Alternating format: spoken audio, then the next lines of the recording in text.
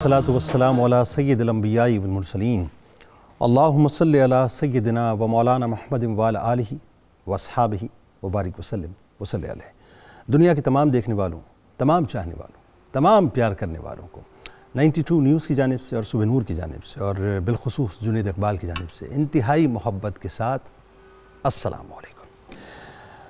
ناظرین کرام، آئیے آغاز کرتے ہیں اسم مبارک سے۔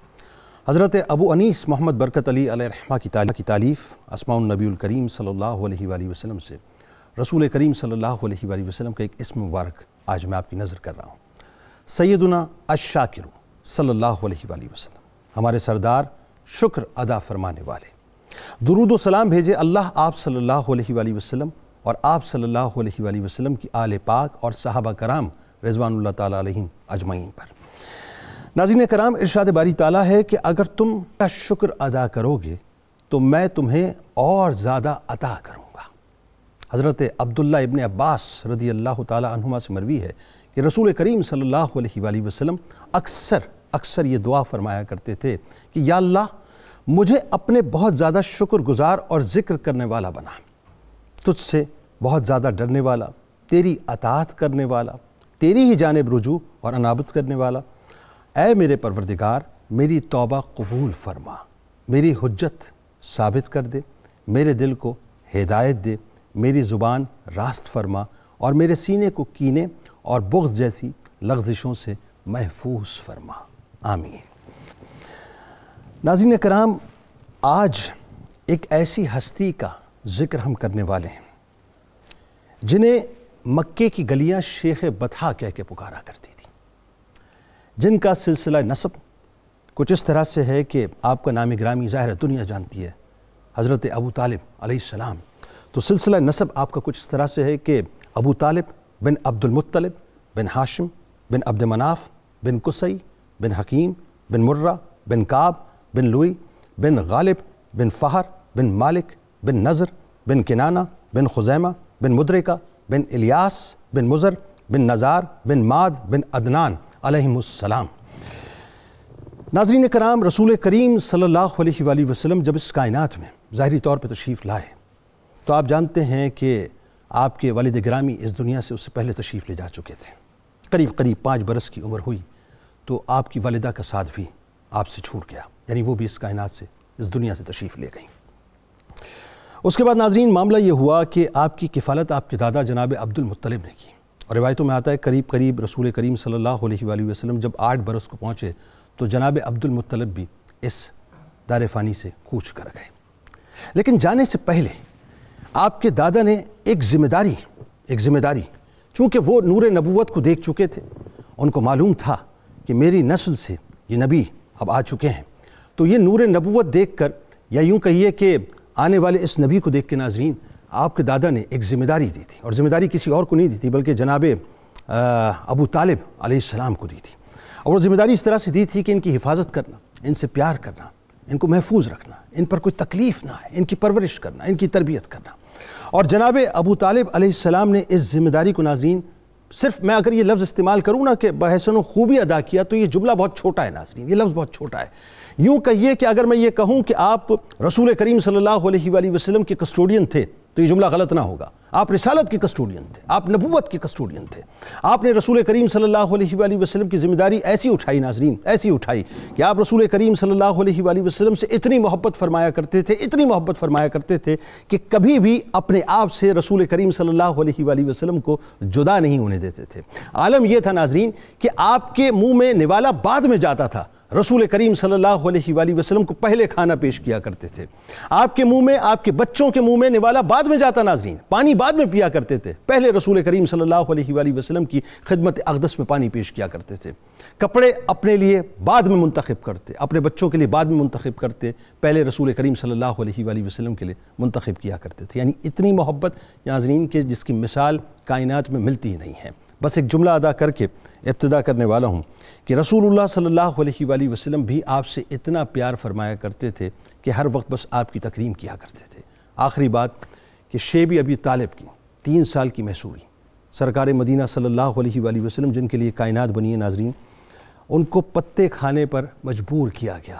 اس وقت بھی جناب ابو طالب علیہ السلام کے قدموں میں کسی بھی قسم کی لغزش نہیں آئی، یہاں تک کہ ناظرین کہ دشمن جب وار کرنے آتے تھے اور آپ کو اندیشہ رہتا تو آپ ان کے بستر کو تبدیل کیا کرتے تھے، مولا کائنات کو ان کے بستر پہ لٹا دیا کرتے تھے کہ اگر خدا نہ خواستہ کوئی آ جائے تو رسول کریم صلی اللہ علیہ وآلہ وسلم کو کوئی تکلیف نہ پہنچے۔ آج اس ہستی کے بارے میں ناظرین بات کریں گے اور آپ کو بتلائیں گے کہ آپ کے فضائل کیا ہیں، آپ کے مناقب کیا ہیں۔ ہمارے ساتھ دو شخصیات تشریف فرما ہیں۔ پہلی شخصیت آپ کے ہمارے ہم سب کے انتہائی قابل احترام ہیں، ممتاز عالم دین ہیں، محترم جناب مفتی محمد فاروق القادری صاحب، اور دوسری شخصیت ممتاز عالم دین محترم جناب ڈاکٹر محمد صلاح فریدی صاحب۔ اور ان کے ساتھ ساتھ ناظرین منقبت کے لیے آج معروف شناخہ ہمارے ساتھ موجود ہیں جناب محمد ذیشان بٹ صاحب۔ آپ تینوں کو خوش آمدید، السلام علیکم۔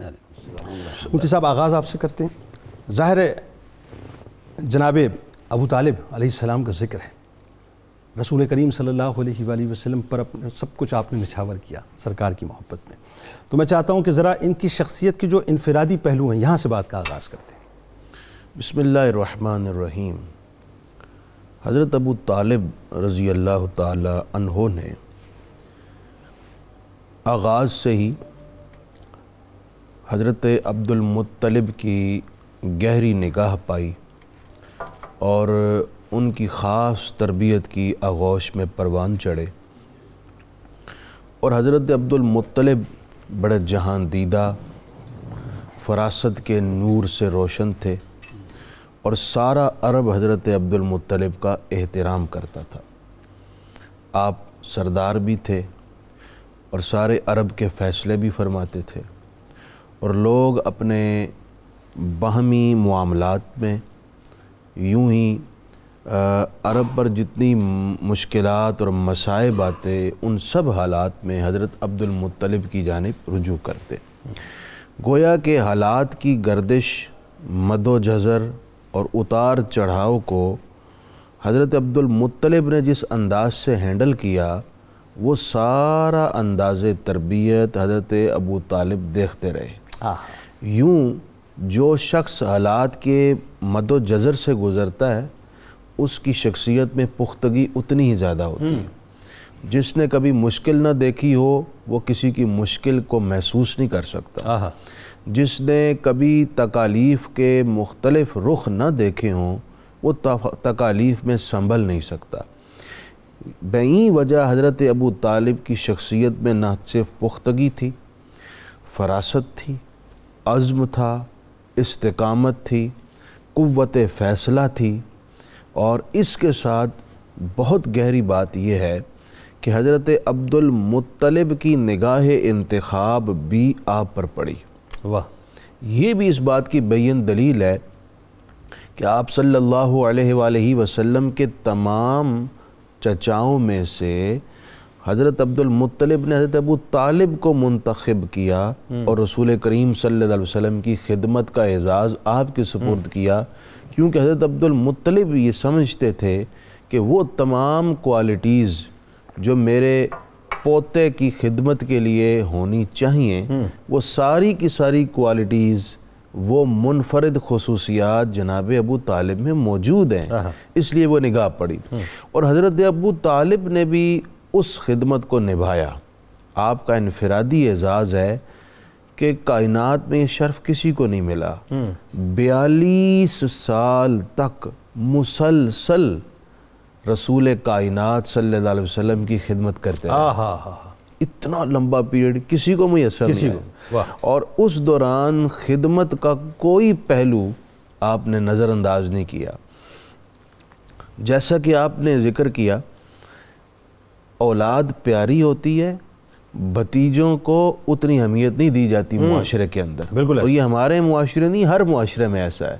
اپنی اولاد مقدم ہوتی ہے، بھتیجے بعد میں ہوتے ہیں، ایسا ہی۔ لیکن جناب ابو طالب نے رسول اللہ سے محبت کا جو رخ دنیا کو دکھایا وہ یہ کہ اپنی اولاد پر اپنے بھتیجے کو مقدم کیا، کھانے میں بھی، سونے میں بھی، معاملات کے اندر بھی، ہر پہلو حضور علیہ السلام کو مقدم کیا۔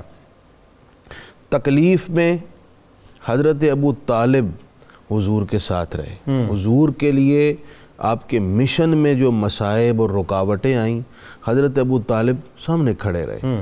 اسی وجہ سے آپ کا وہ تاریخی جملہ ہے کہ جب ربی اکرم صلی اللہ علیہ وآلہ وسلم کے خلاف سارا قریش کا طبقہ جمع ہو کر حضرت ابو طالب کے پاس آیا اور آپ کو مجبور کرتے رہے کہ حضور علیہ الصلاۃ والسلام کو آپ کے مشن سے روکا جائے، تو آپ نے اپنے بھتیجے رحمت عالمین صلی اللہ علیہ وآلہ وسلم سے کہا تھا قل ما احببتا واللہ لا اسلمک لشیء ابدا.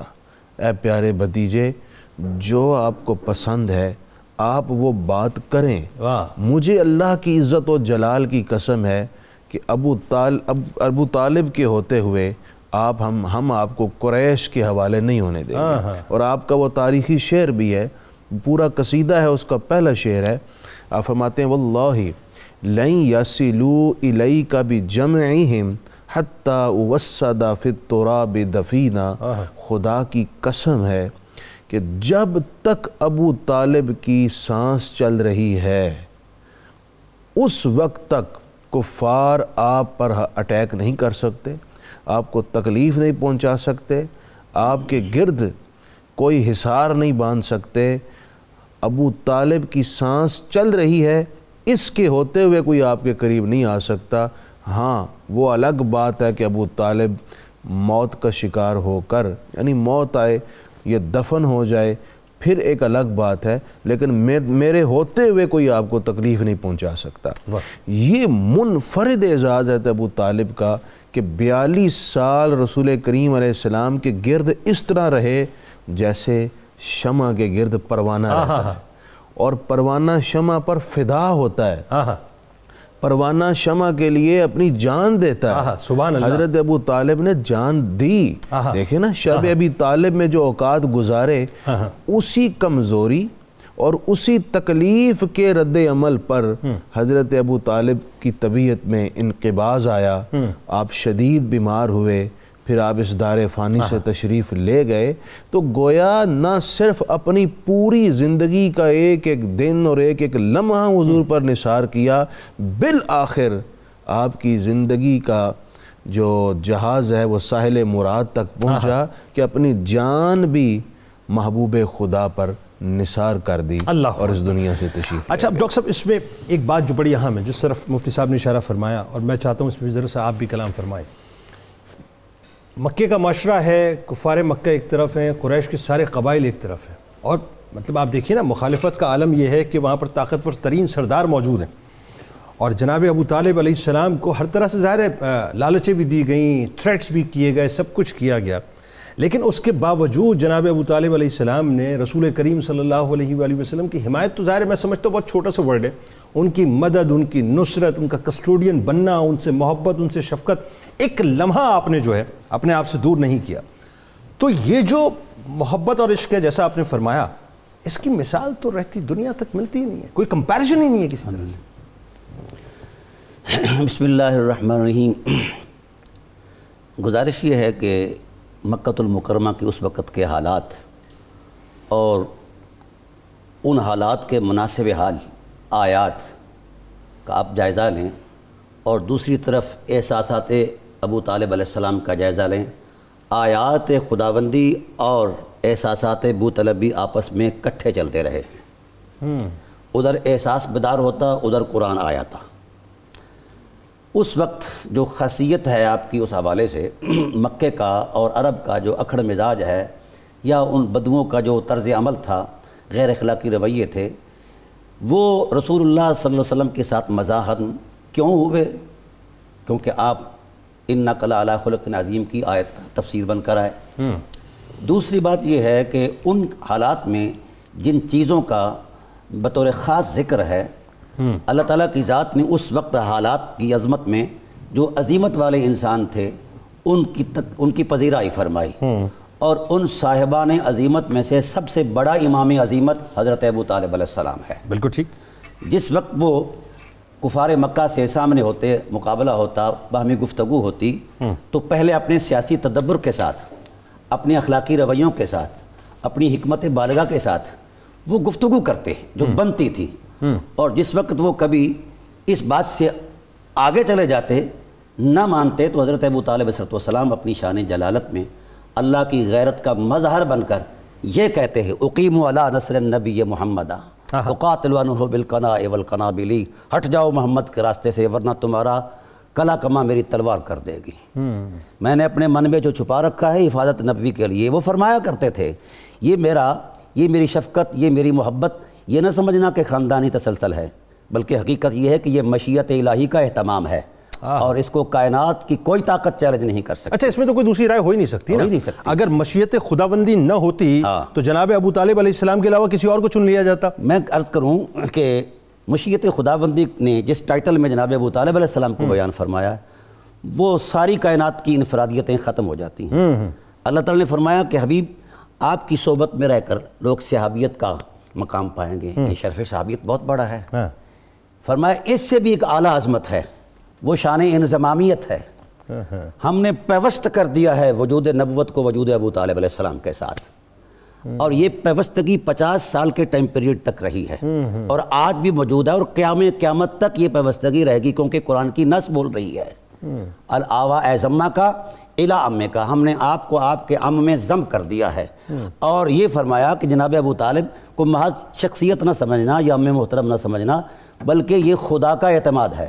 اے حبیب خدا، جب ہم نے خدا ہو کر ان کی حمیت پر، ان کی عظیمت پر، ان کی غیرت پر، ان کی جلالت پر اور ان کی وفا اور ایثار کی عظمت پر ہم نے خدا ہو کر اعتماد کر لیا ہے، آپ بھی اٹھیں اپنی نبوی عظمت کے ساتھ ان کے ساتھ وابستہ ہو جائیے، پیوست ہو جائیے، اور یہ ضامن ہیں آپ کے، یہ ضامن ہیں آپ کے۔ تو اس اعتبار سے جب ہم جائزہ لیتے ہیں تو دو چیزیں سامنے آتی ہیں۔ حضرت ابو طالب علیہ السلام نے ان سنگین حالات میں کبھی بھی ایسا نہیں ہوا کہ منت سماجت سے کام لیا ہو۔ جب بھی آتے تو صاحب عظیمت بن کر آتے، صاحب وقار بن کر آتے، اور اپنی وہ حشمت حضور علیہ السلام کا بازو پکڑ کر ہر میں کعبہ میں لہرا کر کہا، وہ لوگوں تم اس ذات پر بولتے ہو، اذا قیل من خیر ھذا الورا کبیرا واکرمہم اسرتی، بتاؤ اس کائنات میں شرق غرب میں تحت سرات سے عاش اولاد تک بتاؤ محمد کریم جیسا قبیلہ کسی کے پاس ہے؟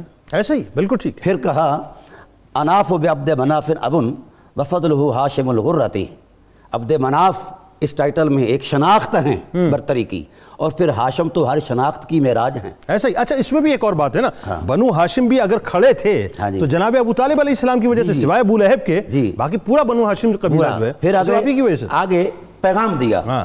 حضرت ابو طالب علیہ السلام محض حامی نہیں تھے، ترجمان نبوت بھی تھے، واہ، اور ترجمان قرآن بھی تھے۔ آپ صلی اللہ علیہ وآلہ وسلم پر نازل ہونے والی کتاب پر جو لوگوں نے زبان درازی کی، حضرت سرائی کی، تو انہوں نے فرمایا اٹھ کر گرج کر کہا، آپ جب بھی بولتے فضائے مکہ میں آپ کی گرج یوں ہوتی کہ ساری چیزیں پریشان ہو جاتی کہ بابا آپ کیا بول رہا ہے، کہہ کیا رہے ہیں؟ یاتی بامر جلی غیر ذی عوج کما تبین فی آیات یاسین۔ وہ لوگوں، میرے محبوب وہ ایک جلی امر لے کر آئے ہیں قرآن کی صورت میں، اگر یقین نہیں آتا تو پھر کم از کم قرآن کی آیات یاسین کو پڑھ کر دیکھو۔ جب قرآن کہہ رہا ہے یاسین والقرآن الحکیم انک لمن المرسلین، تم کس ٹائٹل میں یہ بات کر رہے ہو؟ ایک عجیب سا جملہ بولا، فرمایا بخیر ہو، یہ قبائلی بات جو تھی نا وہاں یہ زیادہ محسوس ہوا کرتی تھی، اس اعتبار سے ایک جملہ فرمایا لقد حل مجد بنی ہاشم مکان النعام والنصرتی، بنی ہاشم کا وہ مقام ہے بلندی میں، وہاں نعیم ستارہ اور نصرت ستارے کی بلندی بھی وہاں کام نہیں آتی۔ وخیر بنی ہاشم محمد رسول الالہ علی فطرتی، بنی ہاشم میں جو سب سے بڑی معراج ہے عظمت کے اعتبار سے وہ ذات محمد ہے۔ جانتے ہو اے کفار مکہ، اے قریش، جانتے ہو کہ 3500 سال سے پورا مکہ وحی کے نور سے خالی تھا، میرے محبوب نے قدم رنجا فرمایا ہے تو وحی کے نور سے مکہ کو بھر دیا ہے، عرب کو بھر دیا ہے۔ واہ۔ اچھا مفتی صاحب ایک بات ہی بتائیے، ابھی دیکھیں یہ ظاہر ہے جو بات ابتدائی طور پہ ہو گئی، ایک جو بڑا اہم پہلو جس پہ میں سمجھتا ہوں کہ کھل کے ذرا بات کرنی چاہیے ہمیں، کہ رسول کریم صلی اللہ علیہ وآلہ وسلم کو، یعنی رسول کریم صلی اللہ علیہ وآلہ وسلم کی حفاظت کرنا یا ان کے کسٹوڈین بننے سے مراد تو یہ ہونا کہ آپ رسالت کے کسٹوڈین تھے، آپ نبوت کے کسٹوڈین تھے، آپ نے رسول کریم صلی اللہ علیہ وآلہ وسلم کو پروٹیکٹ کیا۔ میں اگر یہ کہوں کہ آپ محسن اسلام بھی ہیں تو کیا یہ کہنا غلط ہوگا جناب ابو طالب کو کہ اسلام پر ایک بہت بڑا احسان ہے آپ کا کہ آپ نے رسول کریم صلی اللہ علیہ وآلہ وسلم کی حفاظت فرمائی؟ بالکل بجا ہے، درست کہا آپ نے. حضرت ابو طالب نے اپنے کردار اور اپنی خدمات سے اسلام کو تقویت دی، اسلام کی راہ کو ہموار کیا، اسلام کے تابناک سورج کو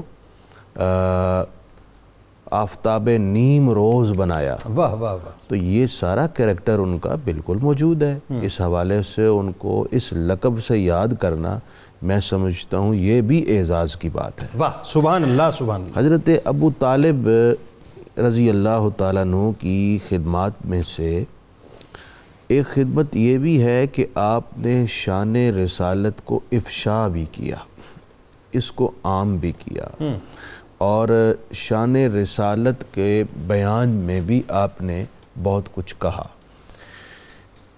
اور اس حوالے سے بھی کہ آپ بچپن سے ہی رسول کریم صلی اللہ علیہ وسلم کے بچپن سے ہی آپ کے فضائل اور آپ کی جلالت شان کے قائل تھے.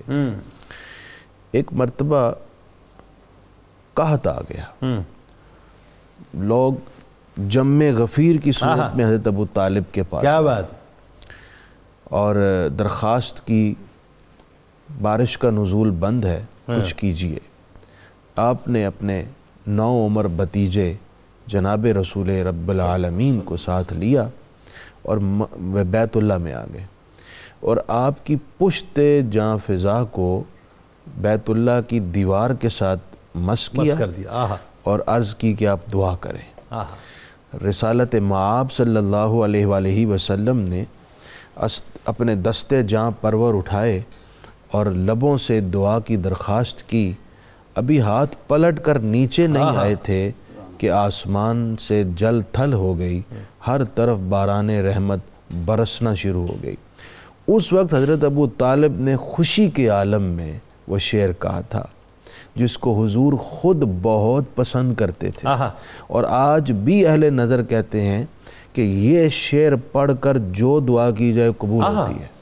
وَأَبْيَضُ يُسْتَسْقَى الْغَمَامُ بِوَجْهِهِ ثِمَالُ الْيَتَامَى عِصْمَةٌ لِلْأَرَامِلِ، کہ یہ وہ روشن چہرہ ہے جس کے تصدق سے عرض کی جائے تو رب باران رحمت نازل کر دیتا ہے.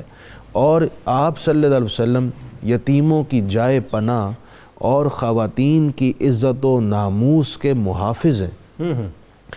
اسی طرح کا ایک واقعہ بخاری شریف میں لکھا ہے کہ حضور رحمت عالمین صلی اللہ علیہ وسلم کی حیات جاں فضا میں بھی پیش آیا کہ لوگ قحط میں مبتلا تھے، تو انہوں نے حضور کی بارگاہ میں بارش کی درخواست کی، اپنے حالات سنائے، تفصیل میں نہیں جاتے.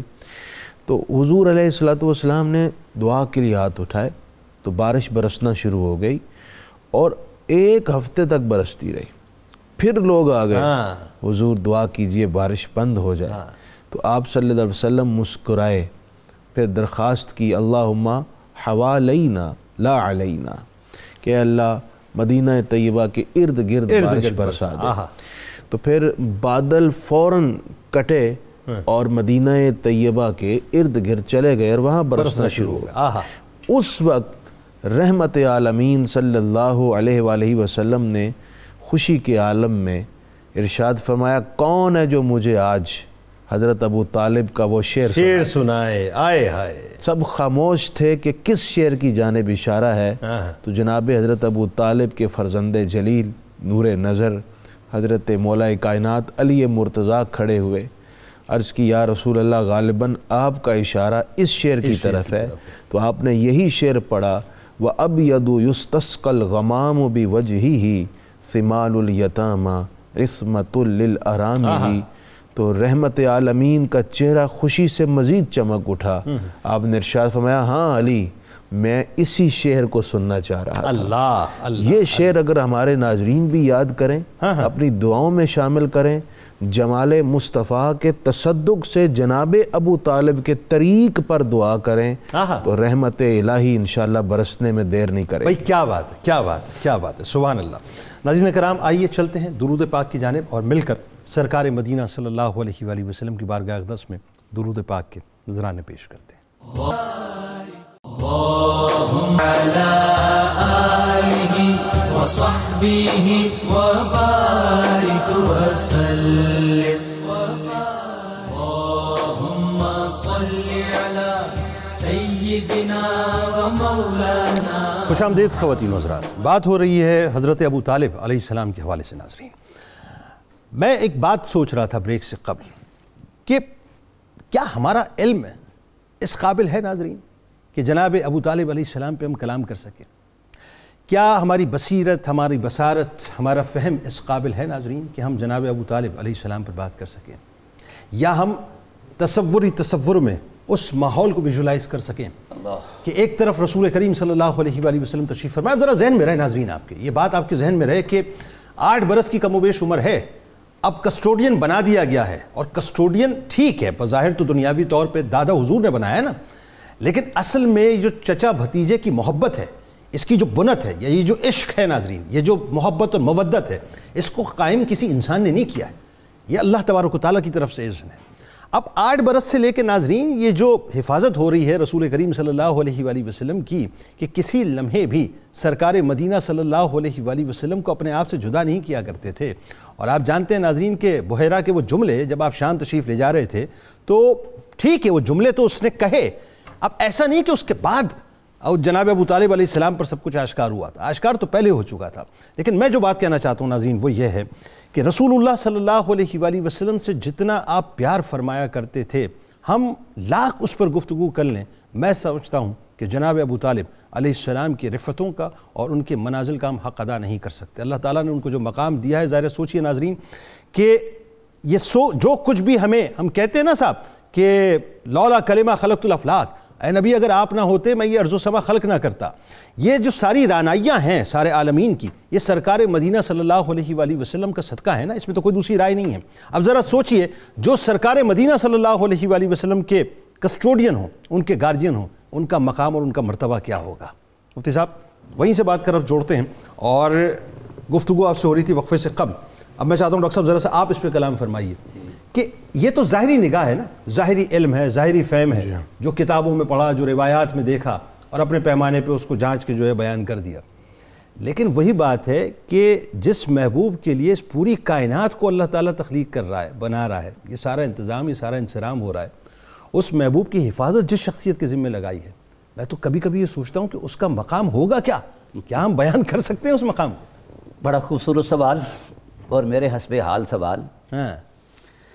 ہم اہل سنت ہیں، ہمارے مشائخ کے اعراض پر ایک جملہ بولا جاتا تھا حضرت رومی کا. آپ نے روحانیت کی بات کی تو چلو ہم اس طرف آتے ہیں. یک زمانہ صحبت با اولیاء، بے طرز صد سال اطاعت بے ریا. یہ ضابطہ رہا، ہمارا ذوق رہا، اور اس پر یقین رہا، اور آج بھی ہے. 1000 مرتبہ انہوں نے صحیح کہا کہ ولی کی صحبت جو ہے اس پر احادیث بھی ہیں. ٹھیک ہے، جو کسی ولی کی صحبت میں ایک لمحہ رہے تو 100 سال کی عبادت سے وہ افضل لمحہ، اور جو سردار انبیاء کی صحبت میں 50 سال رہے ان کے درجات روحانیت کا ہم کہاں سے ارتقا شروع کریں، کہاں سے ابتدا کریں، کہاں پر جا کر انتہا کریں. اور وہ صحبت بھی صرف رسمی صحبت نہیں ہے، جو عمل ہو بے غرض اس کی جزا کچھ اور ہے. رسول خدا صلی اللہ علیہ وآلہ وسلم کے ساتھ آپ کا رہنا یہ تو معروف ہے. ایک منفرد بات جو ہے وہ فرماتے ہیں کہ خدا کی حرمت کی قسم، میں نے رسول اللہ صلی اللہ علیہ وآلہ وسلم کو کبھی بولنے کا موقع ہی نہیں دیا کہ حضور کسی چیز کو پسند فرمائے، اس کی ڈیمانڈ کریں، موقع ہی نہیں دیا. تو لوگوں نے کہا کہ آپ کو کیسے پتہ چل جاتا؟ فرمایا اللہ نے میری روح میں وہ لطافت رکھی ہے، میں روح محمد میں اتر جایا کرتا تھا. اس وقت اس کے روحانی احساسات کے اندر سرکار دو عالم کی روح اور تبع ناظرین کے اندر جو محسوس ہوتا وہ محسوس کرتے میں قبل از وقت پیش کر دیا کرتا تھا. یہ خدمت وہ ہے جس کی کائنات میں مثال نہیں ملتی. یعنی یوں کہیے کہ دل ان کا تھا، دھڑکتا جناب ابو طالب علیہ السلام کے سینے میں تھا، ایسا ہی تھا. اور پھر کبھی کبھی جب یہ ایسے حالات ہوتے نا تو آپ نے، یہ آپ کا ریکارڈ ہے اور میں بھی آنکھ کے ریکارڈ یہ بات کہہ رہا ہوں، آپ نے 50 سال تک آنکھ لگانا تو دور کی بات ہے، جھپک کر نہیں دیکھا. اپنی آنکھوں سے ہمیشہ مخاطب ہوا کرتے تھے، تو میں برداشت ہی اس لیے کر رہا ہوں کہ تم محمد کا پہرا دیتی ہو. اگر تم نے لمحہ کے لیے بھی اگر لغزش کی تو میں اپنے وجود میں تمہیں برداشت نہیں کروں گا. اور اس حد تک آگے چلے جاتے جب کبھی نقاہت آتی، بڑھاپا آتا، خاص کر شیب ابی طالب کے جو حالات ہیں ان حالات میں تو بڑے سنگین ترین حالات ہیں سر کہ ان کا جو سرمایہ تھا بنی ہاشم کی عصمت مآب مخدرات کی سرد آہیں ہاں ہاں اور عصمت مآب شیرخوار بچوں کی فلک شگاف چیخیں، بوڑھوں کی دوہری کمریں، جوانوں کے مزمحل وجود، یہ اثاثہ تھے آپ کا اس وقت۔ تو ایسے حالات میں جب کبھی آنکھ بھی اس حالات کا شکار ہوتی تو اپنی آنکھ میں نمک ڈال لیا کرتے تھے، اللہ اکبر۔ اور جب کبھی نمک بھی برداشت کر لیتی آنکھ تو پھر سنگریزے اٹھاتے اور آنکھ میں ڈال لیا کرتے، اور پھر سنگریزے بھی اگر برداشت کر لیتی تو اپنی تلوار کی نوک آنکھ کس نیچے رکھ کر اسے مخاطب ہو کر کہتے تو یہ اس لیے برداشت کر رہا ہو کہ تو محمد کا پہرا دے رہی ہے، اگر یہ نہیں کر پاؤ گے اپنی ذمہ داری کو پورا تو جانتی ہے اے آنکھ اگر تو سو گئی تو کائنات کا بخت سو جائے گا۔ اللہ۔ اب مفتی صاحب یہاں پہ ایک بات، یہ بڑا ایک اہم نقطہ اور یہ ایک ایسا پہلو ہے جس پہ میں تھوڑا سا چاہتا ہوں کہ آپ بھی کلام فرمائیں۔ شیب ابی طالب کی 3 سال کی محصوری ہے، ظاہر ہے قریش مکہ کی طرف سے مکمل طور پہ سوشل بائیکاٹ ہو چکا ہے، کوئی رصد نہیں ہے، کوئی ترسیل نہیں ہے۔ سرکار مدینہ صلی اللہ علیہ وآلہ وسلم جن کا صدقہ پوری ہماری جو عزتوں کے تاج ہمارے سروں پہ لگے کیا ہے؟ سرکار کا صدقہ ہے، جو کچھ ملتا ہے کھانے کو سرکار کا صدقہ ہے، اور وہاں چمڑا ابال کے پی رہے ہیں، پتے کھا رہے ہیں، یہ عالم ہے۔ میں شیب ابی طالب جب بھی پڑھتا ہوں مفتی صاحب، وہی بات آپ کی کہ کیا موقع ہوگا، کیا راتیں ہوں گی کہ جناب ابو طالب علیہ السلام پوری رات اس خوف سے کہ کوئی حملہ نہ کر دے، مولائے کائنات کو ایک بستر سے اٹھاتے، سرکار مدینہ کو دوسرے بستر پہ لٹاتے، یعنی بستر تبدیل کراتے رہتے اور مولائے کائنات کو وہاں پہ لٹاتے رہتے، بچوں کو لٹاتے رہتے کہ خدا نہ خواستہ حملہ ہو تو میرے رسول کو کوئی تکلیف نہ ہو۔ کیا جی بالکل آپ نے بجا فرمایا۔ شیب ابی طالب کا جو 3 سالہ عرصہ ہے وہ حضرت ابو طالب کی استقامت، آپ کے حوصلے، آپ کے عزم و ہمت اور رسول رب العالمین سے آپ کی والہانہ محبت اور وفا کا عکاس ہے۔ میں نے شروع میں عرض کیا تھا کہ عمومی طور پر اپنی اولاد کو، بھتیجوں پر ہر شخص پرائرٹی دیتا ہے، بالکل صحیح، لیکن حضرت ابو طالب نے اپنی اولاد کو، اپنی فیملی کو، ایون کہ اپنی جان کو بھی حضور پر نثار کیا۔ یہ اس کی بین دلیل ہے کہ روزانہ بستر پر کبھی ایک بیٹے کو، کبھی دوسرے کو، کبھی تیسرے کو لٹا رہے ہیں تاکہ کوئی ناگہانی طور پر حملہ کرے تو محمد صلی اللہ علیہ وسلم کو تکلیف نہ پہنچا سکے۔ گویا کہ یہ گوارا تھا کہ میرے بچوں کو تکلیف پہنچ جائے، اور اس حملے میں ان کو یہ بھی توقع تھی کہ ہو سکتا ہے کہ میرے بچے کی موت ہو جائے۔ گویا کہ اپنے بچے کی جان جانا ان کو گوارا تھا، لیکن رسول کائنات صلی اللہ علیہ وسلم کو آنچ بھی آئے یہ ان کے لیے قابل قبول اور اس میں ایک اور بات بھی طے ہوگی نا، اس کو بھی ذرا انڈورس فرما دیجئے نا کہ بستر رسول صلی اللہ علیہ وآلہ وسلم کا مولائے کائنات کو ملنا یہ ہجرت کے وقت پہلا موقع نہیں تھا، پہلے موقع کی تربیت تو یہیں سے شروع ہو گئی تھی کہ بستر رسول عطا ہونا شروع ہو گیا تھا۔ جی بالکل، یہ تربیت حضرت ابو طالب کی تھی۔ اچھا، پھر دوسری بات یہ ہے کہ عمومی طور پر سوسائٹی میں چچا اور بھتیجوں کے درمیان فی زمانہ ایک وحشت ہے، ایک دوری ہے، بالکل ایک عدم میلان ہے، وہ قربت نہیں رہی جو آج سے 50 سال پہلے، 30 سال پہلے ہوا کرتی تھی کہ چچا کا بڑا احترام اور اکرام تھا اور لوگ چچا کو باپ کی جگہ لیتے تھے۔ حضرت ابو طالب کی اپنے بھتیجے کے ساتھ محبت اور رسول کریم صلی اللہ علیہ وسلم کا ان کی خدمات کا اعتراف کرنا اور ان کا اکرام اور احترام بجا لانا، اور 50 سالہ حضرت ابو طالب کی خدمات کو حضور نے جس تحسین کی نظر سے دیکھ کر امت کے سامنے رکھا، یہ ساری چیزیں حضور کے اس فرمان میں سمو کر امت کے لیے ایک ڈائریکشن دے رہی ہیں کہ چچا کے ساتھ سلوک کیسا ہونا چاہیے، بلکہ عام الحزن بنا دیا۔ آپ نے فرمایا ان العم سن و ابی، کیا میری امت چچا بھی باپ کی طرح ہوتا ہے۔ آپ نے چچا کے حساس مقام کو واضح کیا، اور کبھی کبھی یوں محسوس ہوتا ہے کہ آپ نے حضرت ابو طالب کی شفقتوں کو محسوس کر کے امت کے سامنے یہ بات رکھی ہوگی کہ چچا بھی باپ کی طرح ہوتا ہے. چچا کو بھی چاہیے کہ حضرت ابو طالب کے کریکٹر کو دیکھ کر بھتیجوں کے ساتھ حسن سلوک سے پیش آئے. اچھی بات. اگر باپ رخصت ہو جائے تو اپنے بھتیجوں کو باپ والی شفقت دے اچھی بات. اور ان کی کسی قسم کے حق پر ڈاکہ نہ مارے, ان کے حقوق پورے کرے. اور بھتیجوں کو بھی چاہیے کہ حضور علیہ السلام کے اسوہ حسنہ کو دیکھ کر چچا کے ساتھ ایسا ہی سلوک کرے جیسے حضور اپنے چچا کے ساتھ احترام والا سلوک کرتے تھے. اگر یہ بھی پہلو جو معاشرے سے اب تقریباً نظر انداز ہوتا چلا جا رہا ہے, اگر یہ ہم واپس لے آئیں تو اس کلچر سے معاشرے میں خوشگوار تبدیلی آئے گی, گھروں میں محبتوں کو فروغ ملے گا. حضرت ابو طالب نے حضور کی سیرت کے بیان کو بھی تکمیل دی ہے. حضور کی سیرت چونکہ ایک ایک دن محفوظ ہے اور یہ آپ ہی کی سیرت کا خاصہ ہے. دیگر انبیاء, حضرت عیسیٰ علیہ السلام کی آپ سیرت دیکھ لیں جن کے ماننے والے دنیا میں 2 ارب کے قریب ہیں, مگر ان کی زندگی 25 دن سے زیادہ محفوظ نہیں ہے.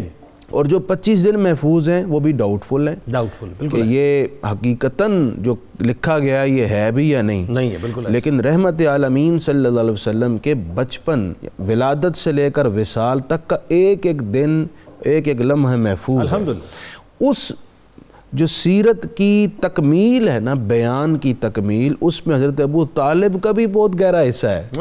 حتیٰ کہ جو سفر شام سب سے پہلے حضور علیہ السلام نے فرمایا 12 برس کی عمر میں, تو اس میں حضرت ابو طالب کے ساتھ تشریف لے گئے. وہاں بحیرہ راہب کے پاس جو بڑا ہی غیر معمولی واقعہ پیش آیا, اس کے راوی بھی حضرت ابو طالب ہیں. تو اس طرح سیرت کی تکمیل, اور وہ بحیرہ راہب نے جو کلمات کہے تھے, جو حضور کی عظمت و رفعت کا والہانہ بیان ہے, وہ حضرت ابو طالب نے روایت کی ہے کہ بحیرہ راہب نے کہا تھا, ھذا سید العالمین, ھذا رسول رب العالمین, ھذا یبعثہ اللہ رحمتا للعالمین. بحیرہ راہب نے کہا تھا کہ ابو طالب آپ کا یہ بھتیجے ہیں, یاد رکھنا میری بات کو. اور بحیرہ راہب یہ کوئی عام کوئی مولوی ٹائپ ان کے مذہب کا, عیسائی مذہب کے علماء کی طرح نہیں تھا. یہ حضرت عیسیٰ علیہ السلام کے جو 12 خاص خلفاء تھے ان کی اولادوں میں سے تھا, جو نبی آخر الزمان کی انتظار میں تھا, اہل نظر تھا. اس نے جب دیکھا کہ ایک شہزادے بیٹھے ہیں اور ان پر بادل سایہ فگن, وہ جس طرف تشریف لے جاتے ہیں بادل بھی اسی جانب رقص کر رہا ہے. اس نے پڑھ رکھا تھا, سن رکھا تھا, اور سینہ در سینہ جو علم کی وراثت تقسیم ہو رہی تھی, وہ ساری بصیرت سے وہ پہچان گیا یہی وہ آخری نبی ہیں. سو اس نے کہا کہ یاد رکھ لیں ابو طالب یہ وہ ہیں جو سید العالمین ہیں, سارے عالمین کے سردار ہیں. سید العرب نہیں کہا, سید العجم نہیں کہا, سید الانس نہیں کہا, سید الجن نہیں کہا.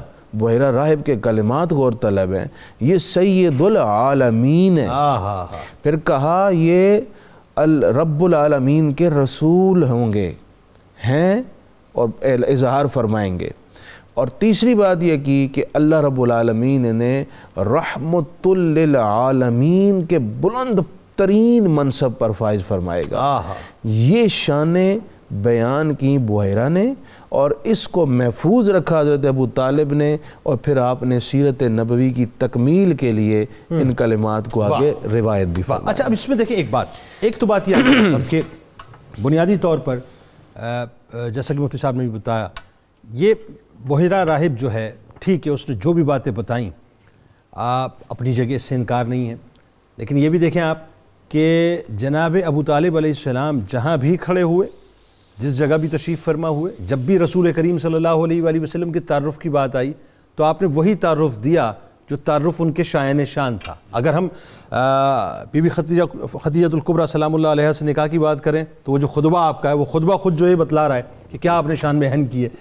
اب ایک چیز جو میں سمجھنا چاہتا ہوں اب دونوں احباب سے, ایک اسکیپ وے آتا ہے زندگی میں, انسان اسکیپ وے اختیار کرتا ہے نا جب مسائل بہت زیادہ بڑھ جاتے ہیں, پریشانی بہت بڑھ جاتی ہے.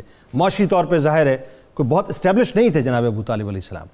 لیکن جب واقعہ وہی بات ہے شیبی ابی طالب سے پہلے صورتحال یہ ہو گئی تھی کہ اب آپ ایک اسکیپ وے لے سکتے تھے کیونکہ آپ کے پاس تھریٹس بھی تھے, آپ کو جو ہے وہ بہت ساری جو ہے لالچیں بھی دی گئی تھیں, لیکن اس کے باوجود آپ پورے قبیلے کو بنو ہاشم کو لے کے جو ہے وہ گھاٹی کی طرف گئے. عزیمت کا راستہ آپ نے خود اختیار کیا, رخصت کا راستہ اختیار نہیں کیا. بالکل. اور یہی پھر آپ کی عالم نظر آیا. بسم اللہ الرحمن الرحیم. اصل میں جنید بھائی آپ نے ایک سوال میں کو تقریباً 4 سوال سمو دیے ہیں. میں کوشش کروں گا کہ چند لفظوں میں انہیں بیان کروں. جہاں آپ کھڑے ہیں, جس دن آپ صلی اللہ علیہ وسلم کی ولادت باسعادت ہوتی ہے, جناب عبد المطلب علیہ السلام آتے ہیں, ہاتھوں میں لے کر کہتے ہیں الحمدللہ الذی آتانی الغلام قد ساد فی المہد فی الغلمان. اے اللہ تیری حمد ہے, تو نے ہمیں وہ نعمت عطا فرمائی, یہ پگوڑے میں تاجدار لگتا ہے. حضرت ابو طالب بھی کھڑے تھے. انہوں نے کہا بابا میں بھی فرط جذبات سے کچھ کہہ سکتا ہوں. کہا ہاں کہو. فرمایا فمن مثلہ ایما عمل اذا قاسہ الحکام عدت تفاضلی. محمد کی مثال نہ اس جہان میں ہے نہ اس جہان میں ہے. اور ایک جملہ بڑا خوبصورت بولا, حضور کو لیا اور چوما, دائیں رخسارے پر بوسہ دیا. اور جس طرح ہمارے ہاں ہماری سوسائٹی کے اندر بچہ ہاتھ میں لے کر ہم جھومتے ہیں, لوریاں دیتے ہیں, حضرت ابو طالب علیہ السلام نے حضور کو یوں لہرا کر کہا انت النبی محمد قرب اغر مسود لمسودین اکارمین تابو و تاب المولد نعم الارمت اصلها امر الخدب الاوحد. یہ آپ نے لوری دیا اور اس میں سب سے پہلے ذات رسول پاک صلی اللہ علیہ وسلم کو جس نے نبی مانا ہے تاریخ عرب کے اندر, وہ سب سے پہلا وجود ہے وہ حضرت ابو طالب علیہ السلام کا ہے. اور پھر یہ بھی نہیں کہا کہ صرف آپ نبی ہیں, کرم اغر و مسود, آپ تو نبیوں کے بھی سردار ہیں. گویا جتنے بھی عقائد اسلامیہ میں ضروریات دین سمجھے جاتے ہیں ان کی ساری وضاحتیں نزول قرآن کے ساتھ ساتھ ابو طالب علیہ السلام بھی کرتے گئے ہیں. اور جہاں حضور کھڑے ہیں وہیں دیکھو, پوچھا اس کا نام کیا رکھا ہے, انہوں نے کہا جی محمد رکھا ہے. بی بی صاحبہ ام المومن اپنا محسن عالمین مخدومہ کائنات حضرت بی بی آمنہ صلوات اللہ تعالیٰ علیہ فرماتی ہیں کہ مجھے اللہ نے فرمایا کہ اس کا نام محمد رکھو. تو پھر یوں جھوم کر کہا وشق اللہ من اسمہ لیجلہ فضل العرش محمود وہذا محمد.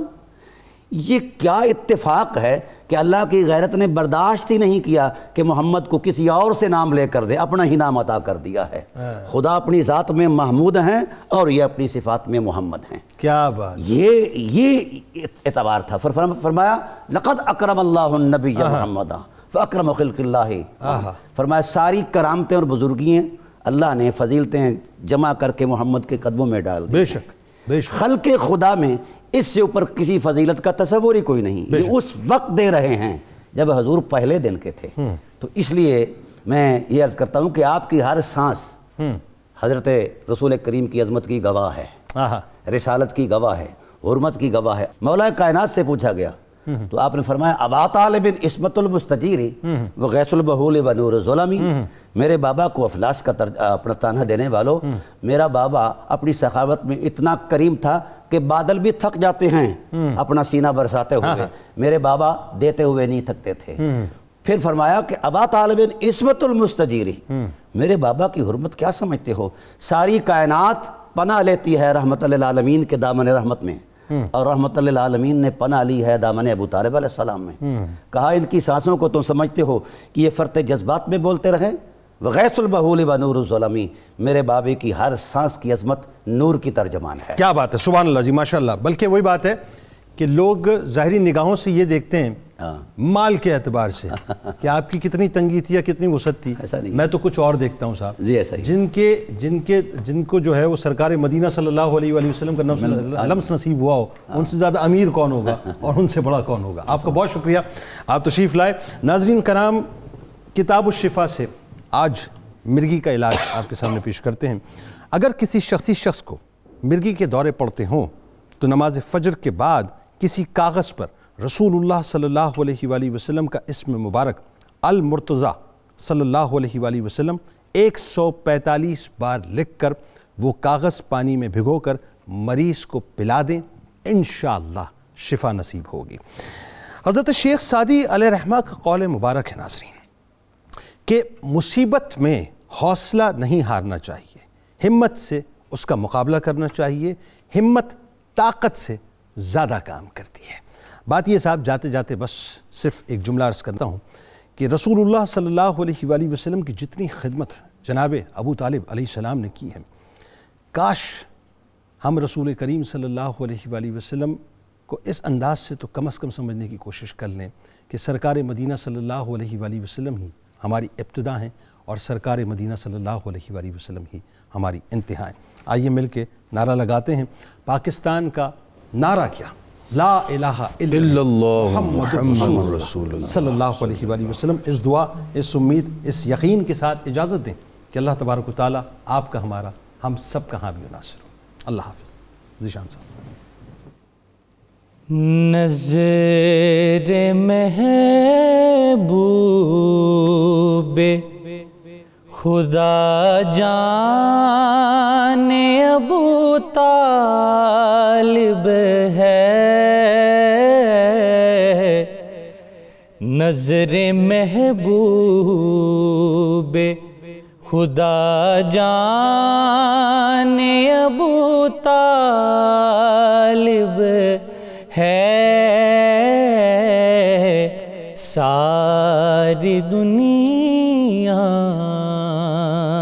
پہ یہ احسان ابو طالب ہے، ساری دنیا پہ یہ احسان ابو طالب ہے.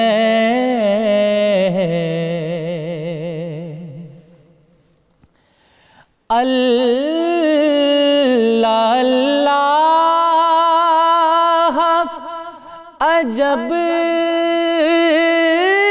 شان ابو طالب ہے. اللہ اللہ عجب شان ابو طالب ہے. حرم کعبہ ادب دان ابو طالب ہے. حرم کعبہ ادب دان ابو طالب ہے.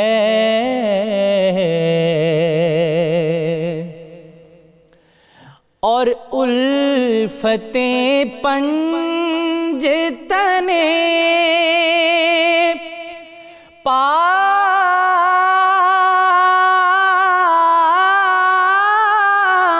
نے بخشا یہ شرف. الفتیں پنجتن پاک نے بخشا یہ شرف. آج کل دل میرا مہمان ابو طالب ہے. آج کل دل میرا مہمان ابو طالب ہے. اور میں دل و جان سے ہوں مداح ابو طالب کا. میں دل و جان سے ہوں مداح ابو طالب کا. جو نفس ہے وہی قربان ابو طالب ہے. جو نفس ہے وہی قربان ابو طالب ہے، نظر محبوب